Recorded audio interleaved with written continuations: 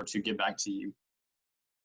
We may not be able to answer all of your questions, but we will be collecting them for a frequently asked question document that we will share out after all of these calls have finished. So be sharing that out after every coach meeting is done. So we have a great group on here to present this information today. And by group, I mean duo here, myself. My name is Nathan Brookins. I'm the sport director for the East here at Special Olympics North Carolina. And then joining me this evening is one of our awesome members on our tennis sport and development team, Rich Green. And he'll be going over some of this tennis information for you all. And we'll be answering any questions that you may have. You can also text questions to me if you're on the phone, or if you're not, if you're on the computer, it's a little bit easier. Text them to my cell phone at 919-996-9720. I'll be monitoring that during this call. All right, so just a few housekeeping items as we get started here. Where to find stuff. So we have combined the Coaches Education and Coach Resource webpage into our new Coach and Sport Resources webpage. So if you haven't been here yet, we really suggest that you should. We moved about 95% of what used to be on the sport pages to this one-stop shop. We've also added some great information on planning your season, including blank practice plan templates, sample meeting agendas for your team, and more. So if you can see here, as you can see on my screen, make sure that you can see this, we have here this web page. I just suggest you really favorite it or pin it to your desktop, somewhere you can easily get to it. It has training course, the coach certification list. It has links to the training courses, resource documents on here. It also has a planning your season accordion that has a lot of great resources for you as coaches, such as a kickoff agenda template, a facility checklist, an example team budget, and some communication tools, and then also some really great tools and resources to help you plan an effective practice. This is live, so we will continue to update this as we go along and get new resources. We have been doing this the past few months and continue to throughout this next fall. So much more is on here. As you can see, each sport has their own section. So tennis down here, scroll all the way down to the bottom, it's almost last. We have the Partner Up, Power Up resources that you'll be able to find the recording of this meeting, a sample layout of how to return back to practice. We'll be sharing that with you all as well.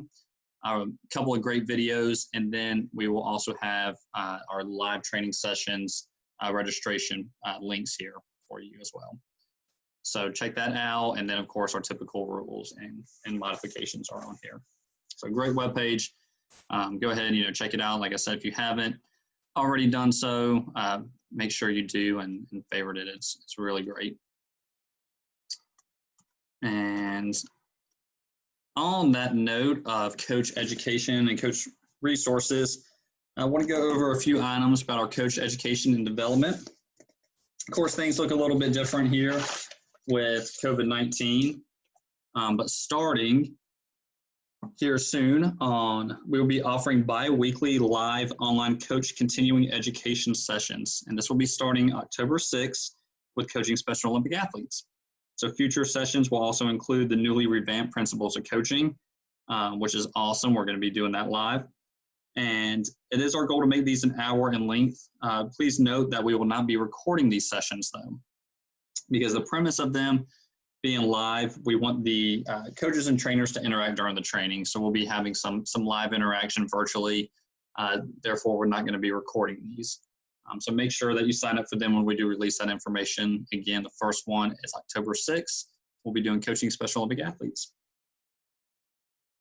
And then next, there's a number of new trainings available to coaches via SO Learn, the online learning portal. It's managed by Special Olympics International. We'll be highlighting them throughout the season and encouraging you to take advantage of these very informative sessions that you can complete at your own pace.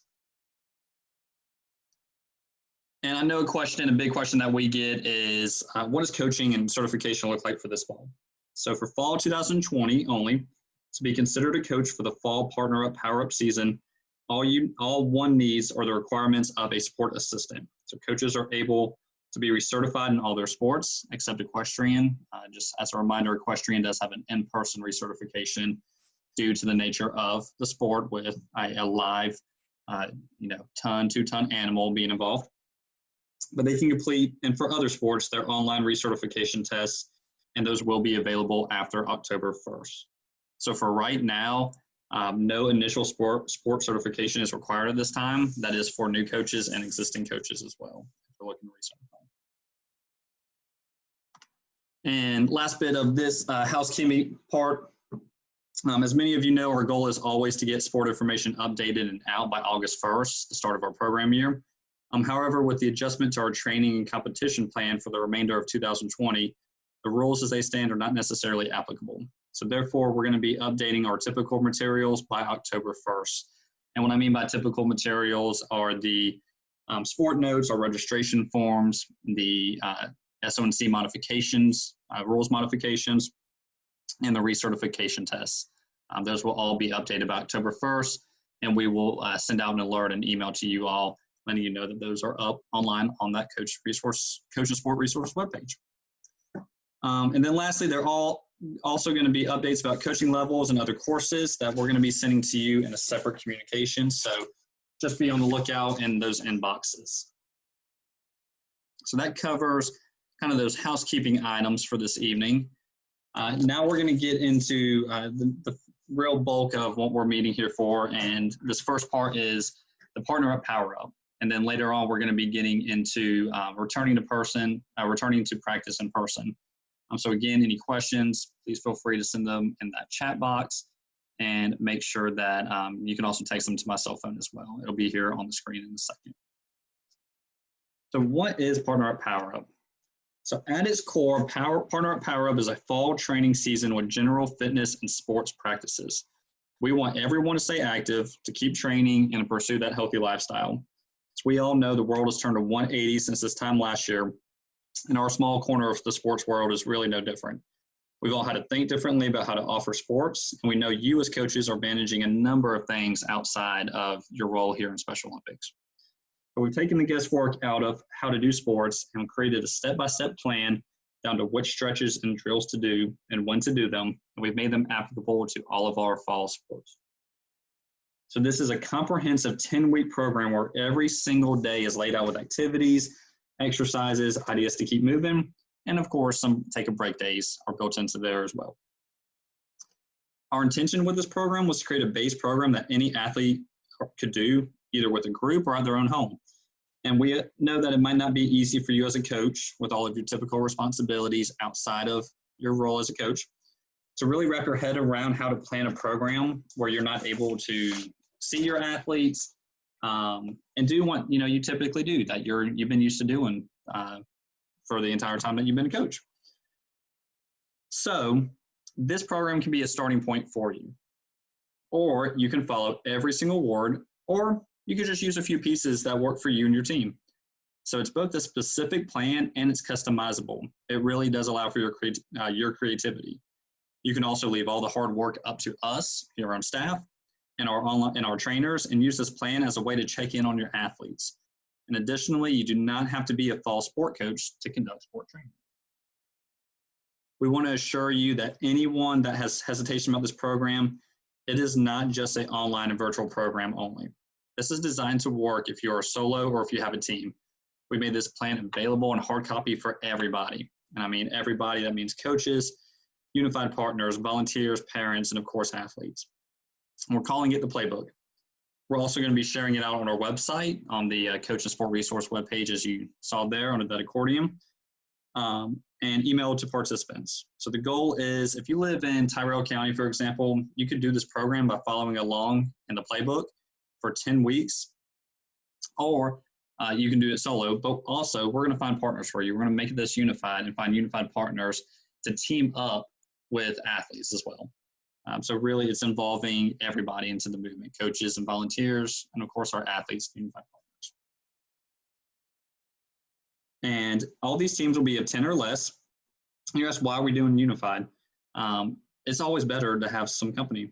So this is, something that you can work with your own team, but it's also a fantastic way to include people in your program as unified partners, sport assistants, or volunteers that just want to get more involved. So finally, any activity counts. So you could not use this program at all. and you can devise your own training program. And as long as coaches and athletes and unified partners are reporting at least one type of activity per week, you're eligible for all the swag, raffle prizes, and the fun stuff happening surrounding Partner Up and Power Up. So again, this is new. Our intention is to create a program that can be used at any time, at any level, for any athlete.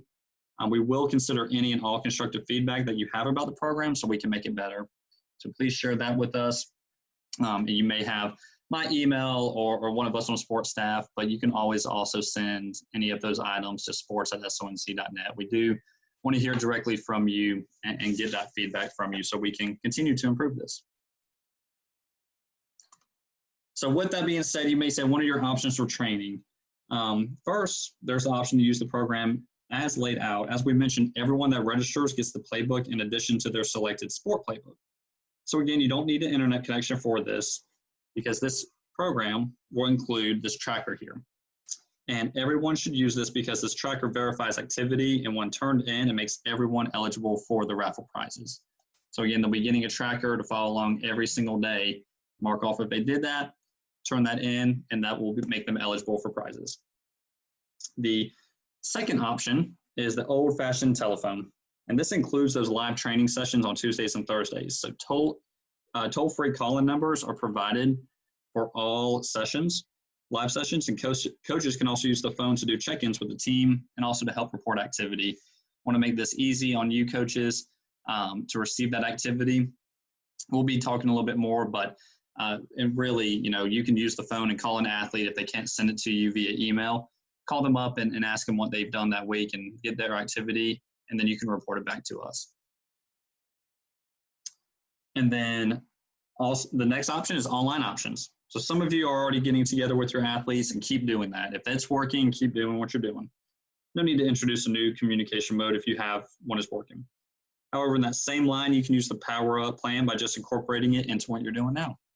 So if you're not doing anything virtually and you want to start, let us know, and we will be happy to help get you started there. And we will also be doing live sports trainings for all of our fall sports starting on September 24th. That's the third week of this season. It'll be live training sessions on Thursday evenings, again, starting on September 24th, and we'll be doing 8 weeks worth of that.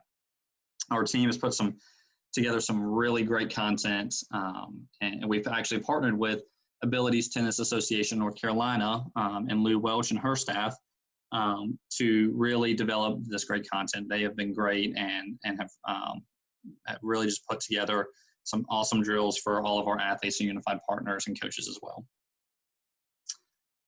And then lastly, you are welcome to gather in person in groups of 10 or less. And I'm going to talk a little bit more on that. And I know that's where a lot of those questions may be. I'm going to talk here in a second on that. But first, I know that was a lot of information, a lot to digest. So let's take a quick 60-second break here to type in any questions that you may have, or you can text me at 919-996-9720. And while those questions are coming in, fun fact, we have 97 people registered for tennis and over 1,100 people registered overall. And I actually think that tennis number is a little bit higher now. This was updated about 24 hours ago, but of course we are getting registration in by the hour at this point. So have amazing numbers. It is really taken off. We are super pumped about this program and really just looking forward to, of course, getting everybody active and keeping everyone engaged, but also seeing how this program can help you as coaches, interact with your athletes. So again, type those questions in.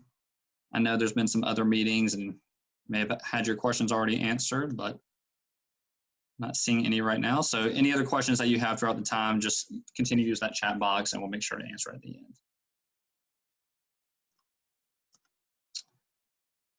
All right, break time is over. So now we're gonna dive into the guidelines for conducting a safe in-person training. I know it's one you've all been waiting for. So in-person training should not be entered into lightly. It really should only be done if everyone is comfortable. And just remember that anyone, including you as coaches, can opt out at any time and return to at-home training. It's a great thing about this Partner Up Power Up plan. This is gonna be going on starting September 8th whether you are in person or not. So if you do want to opt out, or if you have people that want to opt out, they can continue to train in the comfort of their own home. And I'm going to pull up these videos, totals about 15 minutes, and really encourage you all to watch these videos. They are essentially a must watch if you are returning to in-person training. There's 3 different videos. This first one is an overview of in-person gatherings. It's about 6 minutes long, and Kelly Vaughn goes over steps and shows the resources provided to host a successful in-person gathering. This next video is on preparing a venue. So coaches, local coordinators. This is a video from SOI. It really lays out how to prepare a venue for a safe return. Again, it's only 1.5 minutes long, 90 seconds. And then this last video is travel and on-site screening. So again, this is extremely important. This will be required for all in-person training. And it's a video from SOI that lays out how to properly screen participants upon their arrival at the venue.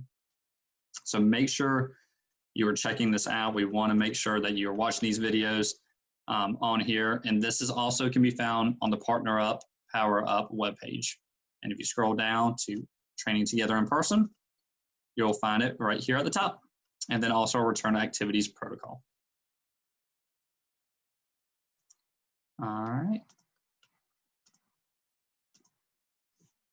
And then next, I want to go over just returning to in-person here. So this yellow grid was taken directly from the return to activities guidance put forth by SOI.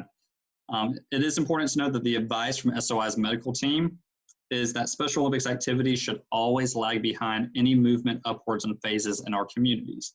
It's also important to note that with any activity in Special Olympics, it should follow those local guidelines that might be slightly different. And whichever is more restrictive of the two is what should be followed. So example, right now in phase 2 in North Carolina, believe groups of 25 or less are able to gather outside. However, we are still in phase 1 for Special Olympics activities, which means groups of 10 people or less may gather outside. So you must go with the more restrictive of the two. 9.5 times out of 10, I would say it is going to be our Special Olympics guidelines and protocol here. So yes, we're still in phase 1. We know that the state's in phase 2. We know that the High School Athletic Association's in phase 2. We understand everybody is just saying phases, and it can get, pretty confusing, honestly. So the biggest thing to remember is high-risk athletes should be training at home, and 10 or fewer participants can gather in person, and no competitions. We're only doing training this fall. This is our plan for the remainder of the 2020 calendar year. And another question that we keep getting is who counts in those 10? So in short, everyone that's physically there counts in 10. So it's all athletes, unified partners, coaches, volunteers, family members, caregivers, staff, or others in attendance of an activity. All participants also must sign the code of conduct if gathering in person. That is also on that web page. And then again, if you have any trouble remembering who counts as a participant, remember when in doubt, they count. So it's essentially anybody that is physically there for that practice. That is your 10 people. So I'm going to turn this over to Rich here and have him talk more on the specifics of returning back to tennis practice. Thank you, Nathan. Could you just confirm that this microphone's working okay? Yep, I can hear you, Rich. You're good to go. Great. Okay. So who can be on my team? Nathan just said this. The 10, as he said, is everyone that's involved in the practice. So coaches, unified partners, athletes. He mentioned caregivers and family members. I would say only if they're involved in the practice. So if they happen to be dropping them off, or if they're waiting outside of the venue, outside of the tennis fence, for example, that would not count as part of the 10 family members and so on. Okay, when to wear a mask? Thank you, Nathan. Athletes should wear masks when not actively participating in drills or in strenuous activity. The only time masks should not be worn for an athlete or unified partner is during strenuous physical activity.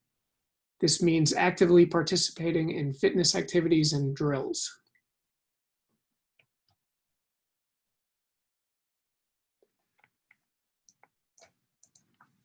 When to wash and sanitize hands at practice. Well, certainly upon arrival or before coming. And what do we say here? Before handling shared equipment, we won't be sharing tennis rackets most likely, although it's possible. And after practice and when taking a break, certainly. After using restroom, sneezing, good ideas. Okay, thank you, Nathan. Tennis equipment. All right.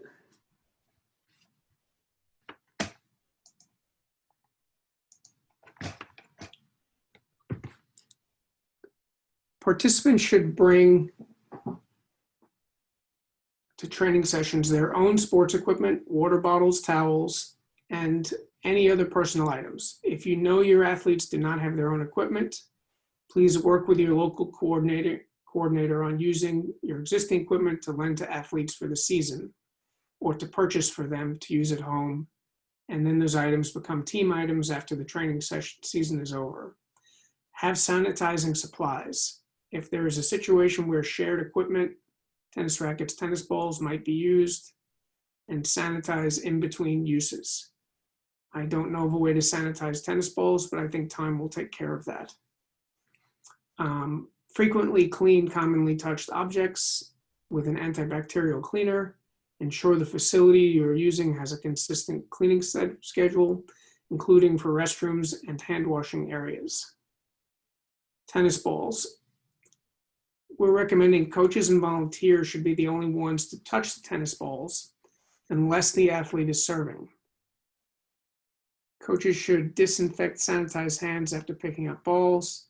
Athletes may push the balls to coaches using their racket. So what we're recommending, I know we're going a little bit on the conservative side to be careful with our Special Olympics practices, is that the coach or partner be the only ones that touch the balls during practice, other than with their rackets.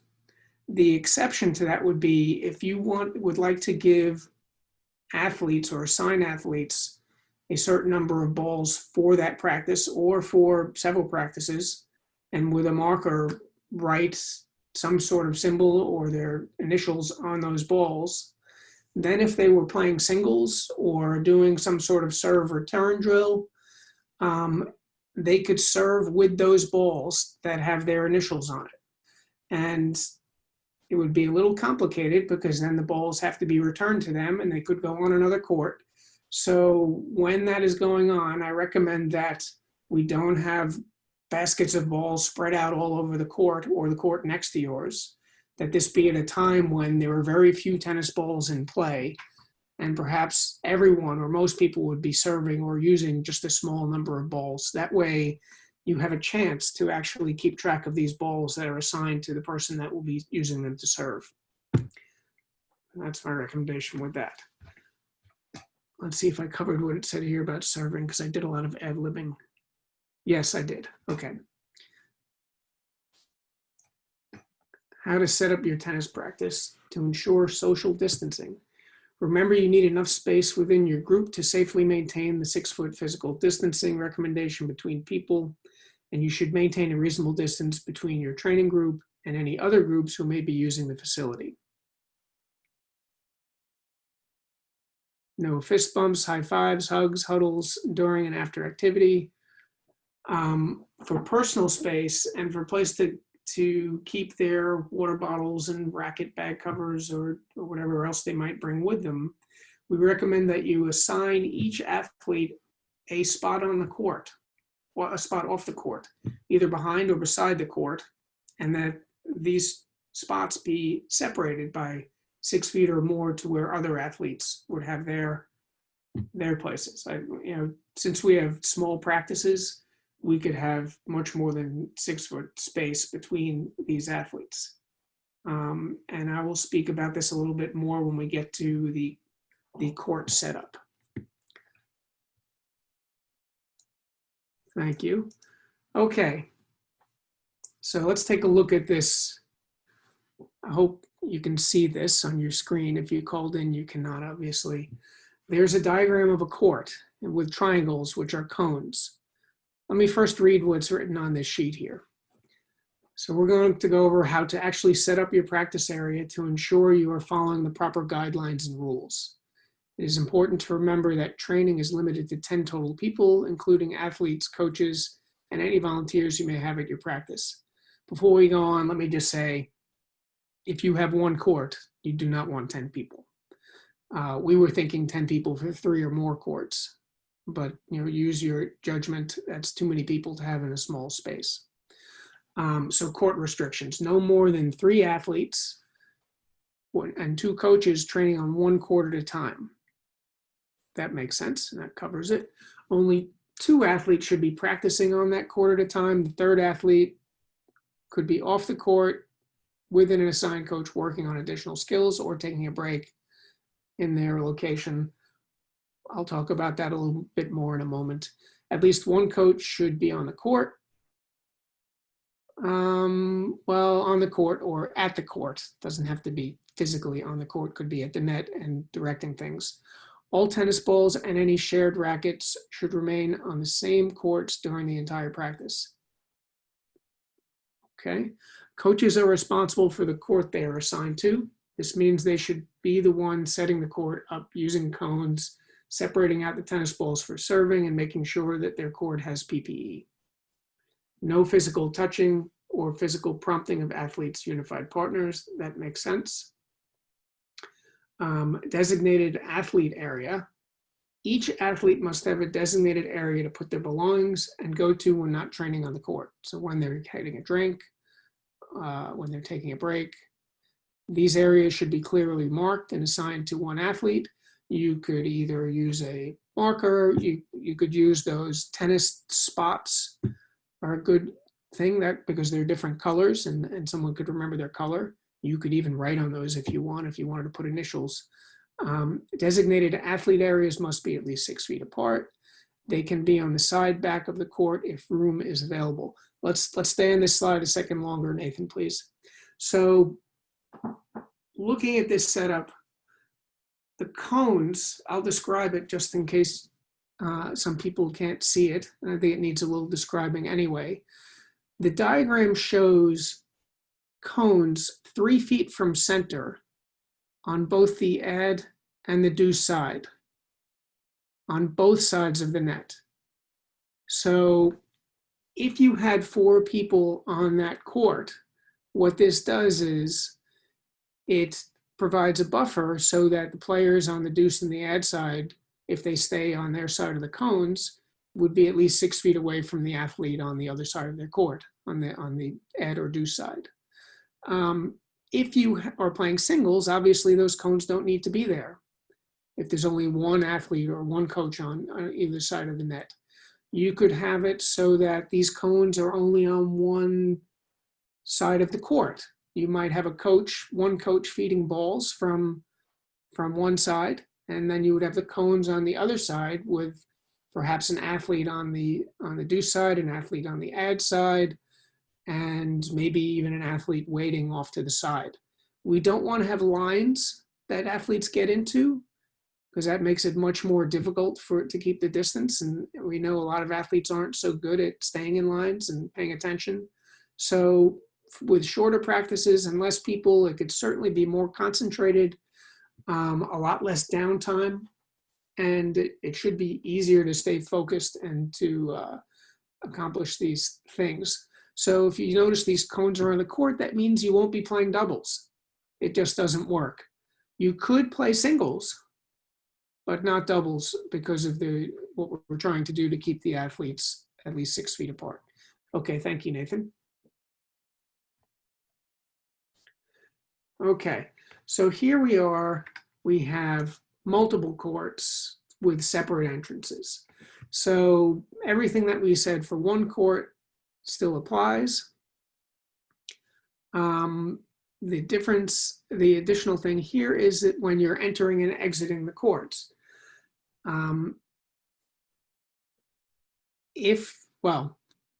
each court here has a separate entrance and exit, but you still want to keep your distance when going onto the court and when leaving the court.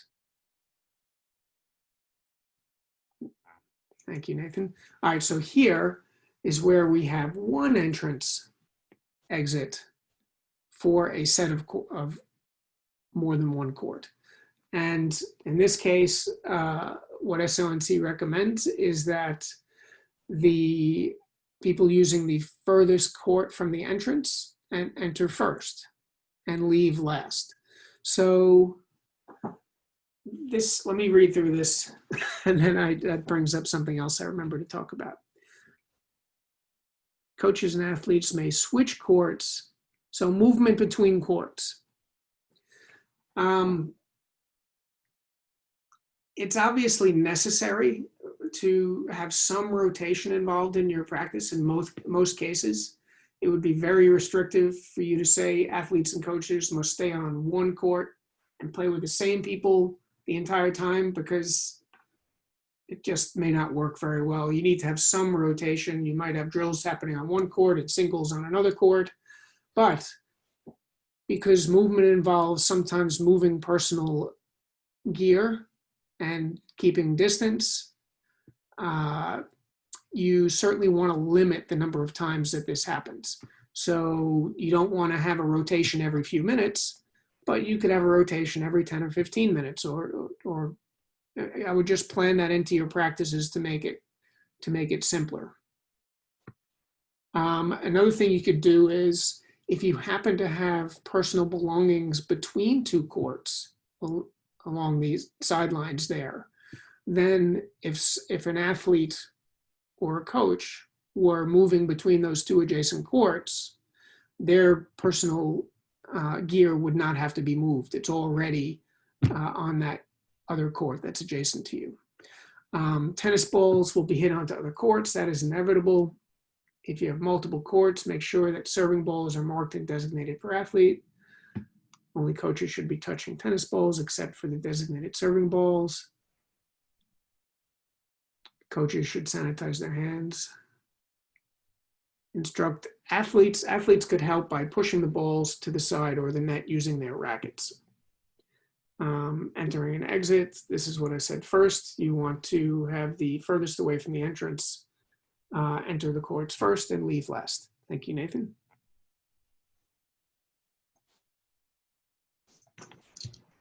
Awesome. Thank you, Rich, for going over that. And our last layout here for the evening is kind of a plan D, as you said, but it could be your plan A as well. So it's using a field or outdoor space, and this is a non-tennis court specific layout here. So this is a large grass field, a parking lot. If you're at tennis courts, and there's a multi-purpose field here, a way to still gather together and not necessarily be on the court, but still be doing fitness activities and off-court activities here. So as you can see, having athletes set up in pods of 10 by 10 pods, and where they will be actually doing those exercises within that area. And make sure to clearly mark them with cones or something that clearly defines that per athlete. And each athlete should be assigned to one area. And that's the one that they should stay in for the duration of that training. So they shouldn't be switching pods. They can put their personal items in here as well, or right on the outside, and everything should be separated by at least 6 feet of distance. If you have more room, always, better to be safe than sorry there. But this layout really does tend itself to be creative. So be silly, do some, social distance, Simon says, or have the athletes lead coaches in conditioning. Additionally, if you have that third athlete, if you have one court and you have 3 athletes, only 2 are on a court at a time, you could have that third athlete being in this, a separate area, maybe outside of the fence, and a coach is leading them in just some stretching and some fitness exercises to keep them moving, keep them engaged while they're waiting to get on the court. So that's just another option for you all. That is what we have for you tonight. A lot of information here. So we have a couple great questions I'm going to answer in a second. Please continue to send those in if you have them. But we are here as a resource, us in the sports department, Rich and Steve in our sport development team as well, for these in-person training guides. So we want to make sure that you have the information you need and feel comfortable if that's what you choose to do so. So thank you again for taking the time.